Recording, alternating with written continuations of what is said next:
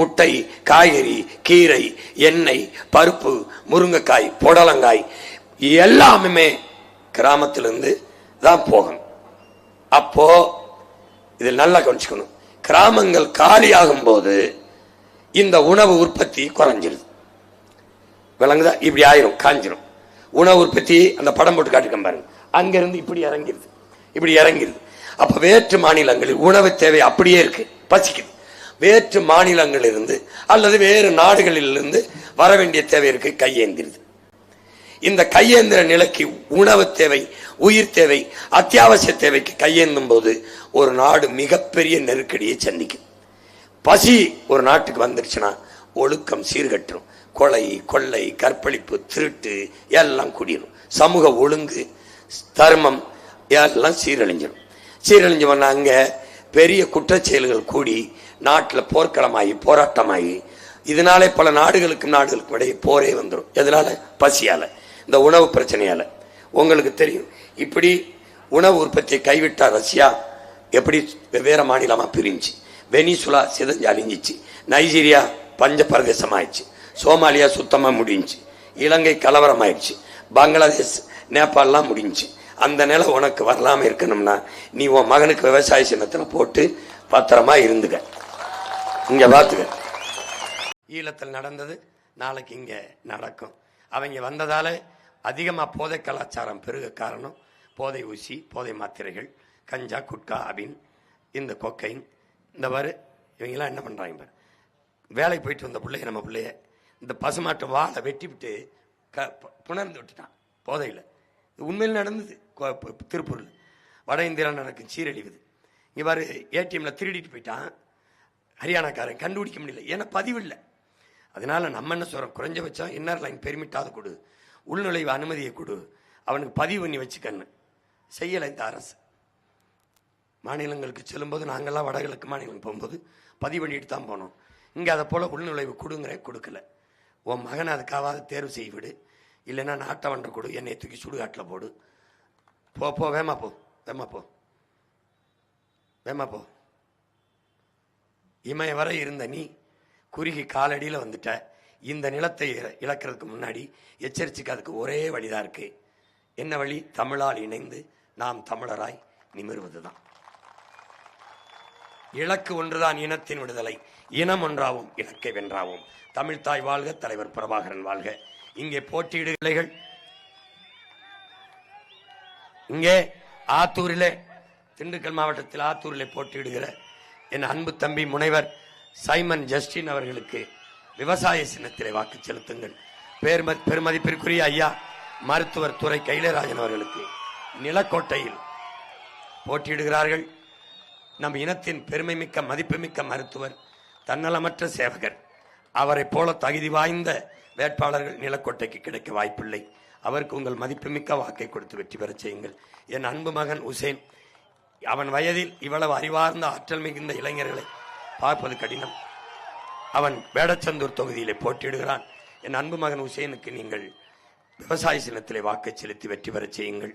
ஒட்டஞ்சத்திரத்திலே என் அன்பு தம்பி முதுகலை இதழியல் படித்த ரகுபதி அவர்களுக்கு வாக்கை செலுத்தி நீங்கள் வெற்றி பெற செய்ய வேண்டும் விவசாய சின்னத்தில். பிறகு திண்டுக்கல்லில் போட்டியிடுகிற பொறியாளர் முத்தரசி அவர்களுக்கு விவசாய சின்னத்தில் வாக்கை செலுத்தி வெற்றி பெற செய்யுங்கள். பழனி சட்டமன்ற தொகுதியிலே இளங்கலை சமூக பணி படித்த என் அன்பு தங்கை முருகேஸ்வரி அவர்களுக்கு வாக்கு செலுத்தி வெற்றி பெற செய்யுங்கள். நத்தம் தொகுதியிலே போட்டியிடுகிற இளங்கலை தமிழ் படித்த என் அன்பு தங்கை அழகம்மாள் அவர்களுக்கு நீங்கள் விவசாய சின்னத்தில் வாக்கு செலுத்தி வெற்றி பெற செய்யுங்கள். எங்களின் வெற்றி உங்களின் வெற்றி. விவசாய சின்னத்திற்கு வாக்களிப்போம், வருங்கால தலைமுறைக்கு வாழ்வளிப்போம். நன்றி, வணக்கம். நாம் தமிழர்.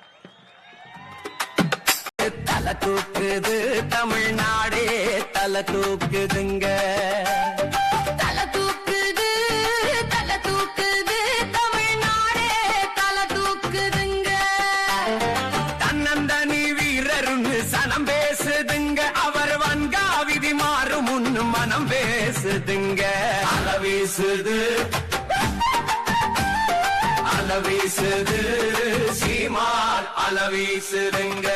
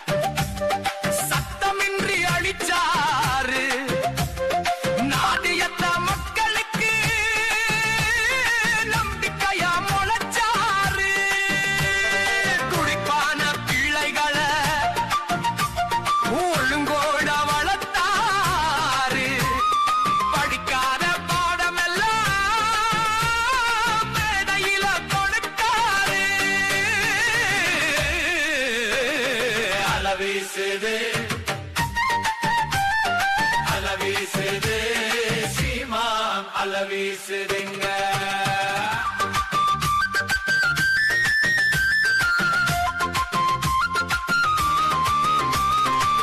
அவங்க எல்லாருக்கும் அரசு வேலை கொடுத்திருக்கேன், திண்டுக்கல்ல தான் கொடுத்திருக்கேன். பாரு உன் வாழ்விடத்துல பாய் பின்னுதல், கொட்டான் பின்னுதல், கொஞ்சம் வேமா போங்க, நெசவு இண்டஸ்ட்ரி, கவர்மெண்டா, தமிழ்நாடு அரசுரா, பிரபாகரன் மகன் அரசு, கருணாநிதி மகன் அரசு இல்ல, ஐயா எடப்பாடி அரசு இல்ல.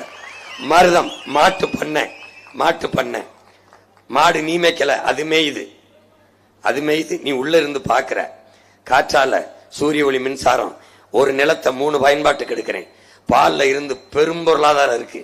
பால்ல 3 லட்சம் கோடி சந்தை இருக்கு.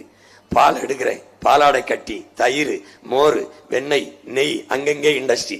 பாரு எப்படி கட்டிருக்கேன் பாரு. ஆத்தூர்ல ஆடு மேய்க்கிறேன், நாட்டுக்கோழி வச்சுக்கிறேன், நாட்டுக்கோழி முட்டை, கன்றி, சிக்கன், கழுத பண்ண வைக்கிறேன். சிரிக்காத, கழுதப்பால் தான் உலகத்தில் விலை உயர்ந்தது. 1 லிட்டர் 5000 ரூபாய். நீ ஏன்னா கழுதை மேய்க்க போற? அது மேஞ்சிட்டு வரும்டா கழுத. நீ கண்ணாடி ரூம்ல இருந்து பாடுறா, பாலை மட்டும் பீச்சுறா, வித்துட்டு போடா. பாலாடை கட்டி, அதான்டா உலகத்திலே விலை உயர்ந்தது. கழுதப்பால் சீஸ் கேரளாவில் திருச்சியில சம்பாதிக்கிறான்டா நம்ம உடன் பிறந்தவன். பாரு உலகத்திலே விலை உயர்ந்த பால் கழுதப்பால் 5000 ரூபாய். பாரு நேரம் இல்லை, இவங்க ரொம்ப நேரத்தை கடத்திட்டாங்க. வேக வேகமா சொல்றேன், இல்லைன்னா வழக்க போடுவான். ஒண்ணும் இல்லை. இந்த பன்னி, இந்த பன்றி வாத்து மேய்க்கிறேன், வாத்து மேய்க்கிறேன், நான் மேய்க்கிறேன், கவர்மெண்ட் மேய்க்குது. வந்தாவா வரலன்னா போ. நீ டாஸ்மார்க்ல சரக்குத்தி கொடுத்துக்கிட்டு இருந்தேல, வாத்து மேய்க்க வர மாட்டேன். இங்க மீன் வளர்ப்பேன், நானே மீன் வளர்ப்பேன். சிற்றூர்களின் பொருளாதார வளர்ச்சிக்கு மீன் வளர்க்கிறேன். மீன் வளர்ப்பு, எருமை பண்ணை, நானே எருமை பண்ணை. உலகத்திலே மக்கள் விரும்பி சாப்பிடுகிற கறி எருமை கறி, விரும்பி சாப்பிடுகிற பால் இந்த எருமைப்பால், கழுதப்பால். பார்த்துக்க, கருப்பா இருக்கான் தாண்டா விருத்துட்ட அவனை, இருவனை வச்சுக்கிறேன். கீரை வளர்க்கிறேன். 6 லட்சம் கோடி கடன் இருக்குடா இந்தியா.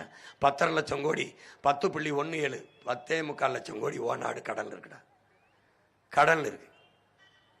இந்த 100 நாள் வேலை இலவசம் கொடுக்குது. எல்லாம் மிக்சி, கிரைண்டரு, இந்த டிவி, ஃப்ரிட்ஜு, எல்லாம் இலவசம். உழைப்பில் இருந்து வேலை, உழைப்பு, வருவாய், வாழ்க்கை.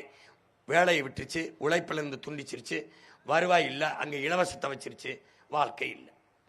வேலையை கொடுக்கல, உழைப்பை கொடுக்கல, இது ரெண்டையும் துண்டிச்ச உடனே வருவாய்க்கு பதிலாக இலவசம் அரிசி. இப்போ 1 லிட்டர் எண்ணெய், அப்புறம் 1 கிலோ, 2 கிலோ அரிசி. இப்போ 2000 அம்மாவுக்கு, இவர் 2000, இன்னொருத்தர் 2500. இவர் தாலிக்கு 1 பவன், பிறந்த பிள்ளைக்கு 1/2 பவன். Annapoorani super 6 cylinder. சிலிண்டரில் எதை வச்சு காய்ச்சுவ தெரியாது. சிலிண்டரை கறந்து ஒரு மடை குடிச்சிட்டு போக வேண்டியதான். சிலிண்டரை எங்கிருந்து கொண்டு வருவ? எங்கிருந்து கொண்டாருவ? எங்கிருந்தாங்க? உன் மையன் சொல்றேன். நான் மாட்டு சாணி, ஆட்டு புழுக்கிலிருந்து தயாரிச்சு உனக்கு தருவேன். சும்மா இல்லை, காசுக்கு தயாரிப்பு செலவு கொடுத்துட்டு எடுத்துக்க. ஆனால் தடை இல்லாம சிலிண்டர் தருவேன். விளங்குதா? நீ என்னத்தை கேட்ட, என்னத்தை பண்ண? நாட்டில் எங்கள் நல்ல ஆட்சியே என்று நம்முடைய புரட்சி பாவலன் முழங்கியதற்கேற்ப நீண்ட நெடிய காலமாக நமது முன்னவர்கள் எப்படிப்பட்ட அறம் சார்ந்த ஆட்சியை தமிழர் தாயகமெங்கும் நடத்தி வந்தார்களோ, தமிழர் நாட்டில் எப்படிப்பட்ட ஆட்சி நடக்க வேண்டும் என்று நம் உயிர் தலைவன் மேதகவே பிரபாகரன் அவர்கள் கனவு கண்டார்களோ, அந்த கனவை நிறைவேற்ற அவன் பிள்ளைகள் களத்திலே தொடர்ந்து உழைத்து வருகிறோம். அதிலே இந்த தேர்தலை அதற்கான வாய்ப்பாக நாம் பயன்படுத்த போராடுகிறோம். இதை மகத்தான மாறுதலுக்கான ஒரு களமாக, வரலாறு தந்த வாய்ப்பாக, காலம் தந்த கொடையாக இந்த தேர்தலை பார்க்கிறோம். அறிவு சமூகம், உலகத்தில் அறிவை கடன் கொடுத்த தமிழ் சமூகம் ஒரு பெரும் மாறுதலை தன் தாய் நிலத்தில் உருவாக்கியது என்ற வரலாறை கொண்டு வர வேண்டும் என்று துடிக்கிறோம். அதிலே ஏன் தமிழினம் ஒன்றாக வேண்டிய தேவை இருக்கிறது என்பதை ஒரு காணொளி காட்சிகளாக நாம் பார்ப்போம். நிறைய செய்திகள் பகிர்ந்து கொள்ள இருக்கிறது வெவ்வேறு மேடைகளில். எப்படி கல்வியின் தரத்தை உயர்த்துவேன், எப்படி மருத்துவத்தின் தரத்தை உயர்த்துவேன், எப்படி எல்லோருக்கும் குடிநீரை கொடுப்பேன், எப்படி தடையற்ற மின்சாரம் தருவேன், எப்படி படித்தவர் படிக்காதவர் அனைவருக்கும் அரசு வேலையை கொடுப்பேன். அவரவர் வாழ்விடத்திலே எப்படி நம்முடைய அரசு அவருக்கு அரசு வேலை கொடுக்கும் என்பதெல்லாம் நாம் போட்டு போட்டு காட்டி வருகிறோம். பார்க்க வாய்ப்பில்லாதவர்கள் அலைபேசியிலே நீங்களே உள்ளங்கையில் ஊடகம் வைத்திருக்கிறீர்கள், தட்டி பாருங்கள், தெரியும், தேடுங்கள். அதிலே எப்படியெல்லாம் நாம் பொருளாதாரத்தில் தொழில் வளர்ச்சியில் முன்னேறி ஒரு வளர்ந்த நாடாக மாற முடியும் என்பதை உங்கள் உடன் பிறந்தவன் காட்டுகிறேன். அதை நீங்கள் பாருங்கள்.